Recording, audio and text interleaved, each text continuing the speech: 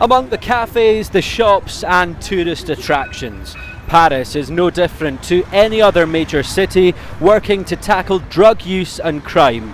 With Scotland's drug deaths at a record high and 500 addicts injecting in Glasgow's public places, officials believe it's time to follow the lead from teams here in France and open the UK's first so-called shooting gallery.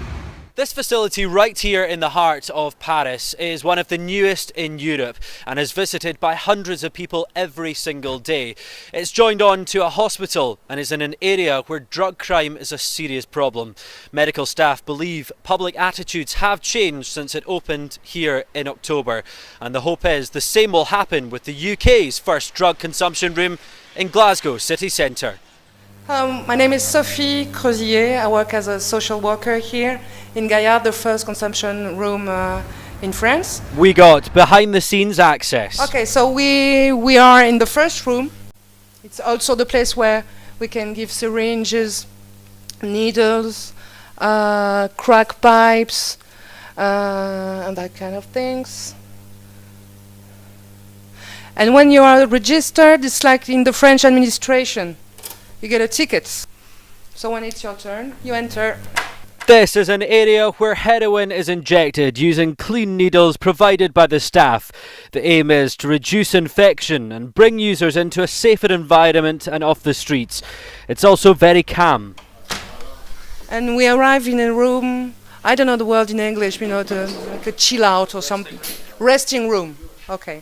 So it's a resting room after injecting. You can stay as long as you want here. Can you see this model working in Glasgow in the UK? Okay, I don't know personally Glasgow, but I think this can work everywhere when you have a context of people using drugs in the street. I think this is the answer. This is a really pragmatic answer, and also it gives more answer to the user than to have. You have needle exchange program. You have possibility of get opiate treatment, even withdrawal, but then it's missing something if you don't have a DCR. So that's what's happening inside the clinic behind me. But on this side of the street, it's a very different tale. One man who's lived here for more than 40 years says it's very negative. It's brought more crime, more drug users into the area, and it's changed it beyond recognition. Saying people don't want this, that it's not a good idea, that young people are encouraged to take drugs, they're given drugs and material to take drugs.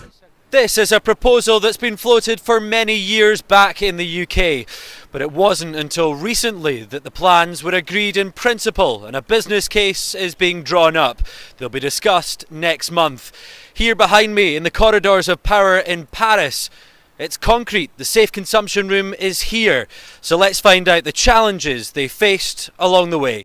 Before opening Gaia, the situation in the street around was very bad, with these needles in the street and drug user making injection. So a Gaia project is a benefit for people and for drug user, for both. I mean, harm reduction, risk reduction is for both drug user and general population. But is it good for Glasgow? That's a question that will be answered in the coming months.